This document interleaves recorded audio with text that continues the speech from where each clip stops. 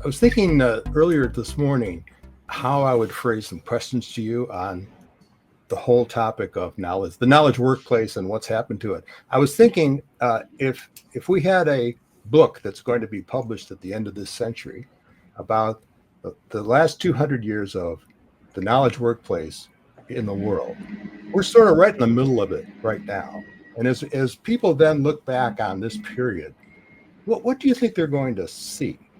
And where do you think this transformational workplace, which really has been underway since the beginning of the century, really, but really picked up obviously in the pandemic, and now we're into several different initiatives everywhere, transforming the workplace as a result of work itself being transformed. But how would you think about this particular period in the middle of that 200-year period? Good question, Fran. Oh my goodness, that's a wonderful question. And I think one of the biggest kind of changes that we're going to see is this concept of the entrepreneurial self.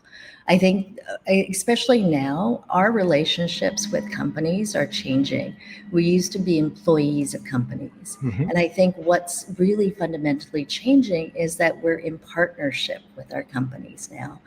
Companies cannot give us what we need to be successful in our career journey. And I think this is a pivotal moment where that entrepreneurial spirit is going to be really, really important as us for our livelihoods, right? I think there was a statistics that I was reading where, Gen Zs are expected to have switched jobs like 16 times in 6 different industries. What does that really mean? It means that we have to constantly be learning as fast as we possibly can, trying not to burn ourselves out. And we have to take control of our career journeys, where previously, I think the last couple of, century, it was all about joining a company, having a company that you go to, you work for 25 years. There was you're going up this ladder where you start off as a junior, and then you're a VP, and then you're vice president, and all this stuff. And now, when we think about our career journey, it's going up and down in many different ways. It's almost like what they call a lattice.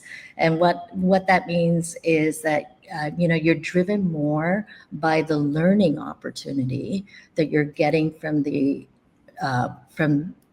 project or the company that you're working from, to build the skills that you need in order to create the portfolio for your career.